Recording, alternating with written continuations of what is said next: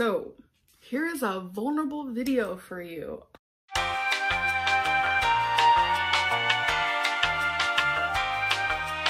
Hey, girly pops.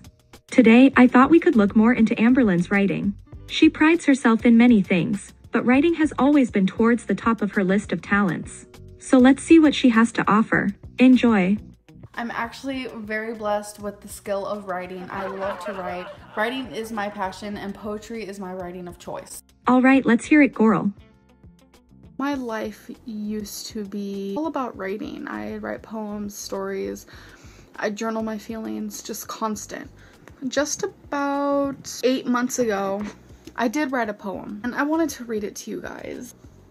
And here we go. Addiction comes in all shapes and sizes. Addiction comes in all colors and surprises. Yelling your name, stroking your pain. Little do you know, it's actually all in vain. Sweet addiction, hard satisfaction. Accept it once, you want more. Accept it twice, the grief is a chore. Addiction for food is all in one. Comfort at the highest level. Buried emotions with a candy-coated shovel. A candy-coated shovel. How can I say no when it makes me feel alive? Afterwards, it hurts like a knife. Like knives on a platter. Wanting to be free from such an addiction to me. Free like a bird, maybe a pigeon. Oh shit. Go on, Mr. Pigeon. You can make it. You can make it. Here you go. Out the door. Out the door. Words dwell as I swell, hoping one day I will do well. Written in a minute, here I am sitting. I wrote it literally, I even said in the poem, written in a minute, here I am sitting. Words just come out of me sometimes. I don't know why, I don't know how, but they do. I just written in a minute, here I am sitting. I'm sitting, here I am sitting. Written in a minute. You're a genius. I do have to admit that the line, words dwell as I swell, enters my mind far too often. But to claim that you have such an incredible gift and then to give us that is confusing. Who hyped out girl up into thinking she was the next Shakespeare? I just have this very amazing gift and it's with words. Acid reflux, lymph nodes, propaganda, game councils, succulent, edamame, camino, buffets, reminiscing, rotin. What I writ this poem about. I use proper grammar no matter what I'm doing, whether I'm writing a note to somebody or whether I'm just texting or tweeting, no matter what it is. I just like have a really big like OCD with it. Like it's kind of like a perfectionist problem. She knows that is simply not true, right? Like she can't be that oblivious. I refuse to believe it. And why be so smug about something like that anyway? I promise you no one really cares, Ambi. Maybe I'll show you guys some more, you know, poems in the future. I only let a few people read my poems, and my mom was one of them. All right, let's hear what Mama has to say on the subject. She sat and read them, and she was literally just amazed at my writing, and she told me that it would be the easiest thing in the world for me to get that published because it was so well written. When you write poems, it doesn't just have to be about yourself. I can very easily portray other feelings and emotions and situations, stuff that really has nothing even to do with me. Like, if someone lost their job, I don't know that feeling, but I can portray it in a poem as if it's happened to me. I'm very, very good at that. I honestly don't know where I got this from because, from my understanding, like my parents, they don't write per se. From my understanding, your parents only like to do certain things, and that would explain why they thought your writing was so good. If you know what I'm saying.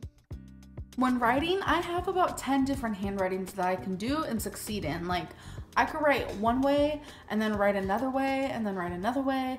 It's actually kind of cool. I don't know. I think it's because like I did a lot of writing when I was younger and because I practiced a lot of different type of handwritings. And the first time I ever remember realizing that I am a great writer, it was in 5th grade when we were supposed to write a poem about the moon.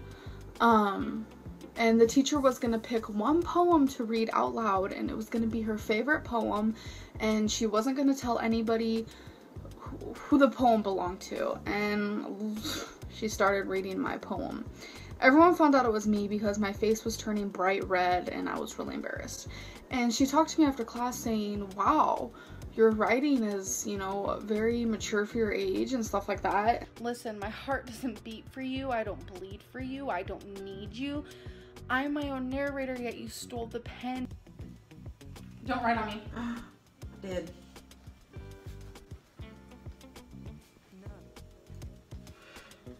I will kill.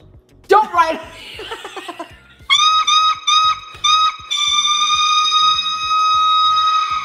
I happen to share a poem, and you know, I get majority of people saying, wow, you're a really good writer, which feels really good. But then the minute I get one mean thing about my poetry, I'm just like, nothing that you say will make this okay. Ever.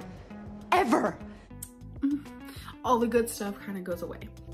What am I missing here? Where are these majority of people telling her she's a great writer? I've never seen one single comment saying that. Everyone says the complete opposite. Delusional. Poetry for me is a really good outlet, and I love writing poetry whether I'm good or whether I'm bad. It's not great. And I just think 100 people can read the exact same poem, and there are gonna be people in there who absolutely hate it and despise it. I never sit there with the thought process of, okay, I'm gonna write a poem. Let's make it sound good.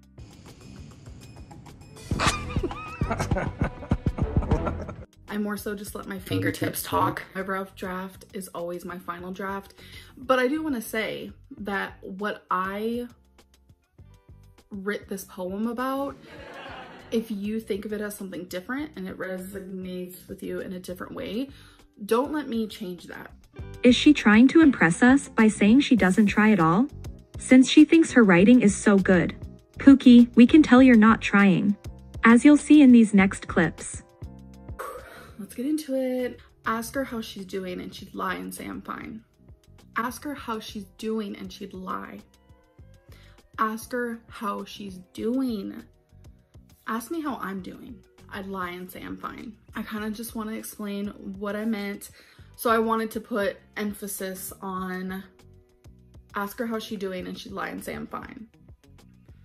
Ask her how she's doing and she'd lie. And then when I said ask her how she's doing, it was my way of saying, how you doing? Why can't more people truly ask how someone is doing? Poetry from Amberlynn Reid doesn't have to make sense, honestly, but in my head, it does. The whole part where it's like, ask her how she's doing and she'd lie and say I'm fine. Ask her how she's doing and she'd lie. Ask her how she's doing. Ask me how I'm doing. So what I meant by all those lines is like, a lot of the times, I say I'm fine or I say I'm doing okay. I never just flat out tell people, oh, I'm not doing good. Ask how someone's doing and really, truly want to know. Ask me how I'm doing. Ask her how she's doing. How you doing? I'd lie and say I'm fine. Yeah, I'm doing good. I'm doing okay. Thanks for asking. Amber, I think you'd be better at comedy because what the heck was all of that? Ask her how she's doing. If Becky was to ask me, how are you doing?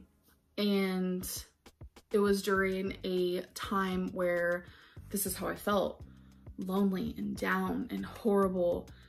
That is what I would want to say. I'd want to say, I feel like you don't love me, you don't want to hold me, you know, this is the death of me and I've lost the best in me. So I hope that made sense to some of you. It's definitely, none of this is because of Becky. I think that's very strange that you guys would think that. If Becky was to ask me, how are you doing? That is what I would want to say. I'd want to say, I feel like you don't love me, you don't want to hold me, you know, this is the death of me and I've lost the best in me. I write poetry all the time. It's just something I really love doing, and my poetry has gotten a lot better. I even write poems that are like 2 sentences. Like this one is called Secret Love. You sat next to me today and I could smell the cherries that lived in your hair. You smiled at me without knowing that you were the reason I wore my favorite shirt. That's just, that to me, all you need is those 2 lines to know that you are in love. Here's another 2-liner. It's called Cursive. All my poems are the same, loneliness written in a million different ways, which is so true. Here's another one. This is 3 lines. It's called Cheap Wine. You must love noise, playing with an innocent mind with your dirty hands and cheap wine. This is a lot. That you are horrible and you're taking advantage of someone. See, all you need is a few words and it could say a lot. I know this crap is important to you, so I should come clean. I got nothing out of that experience at all.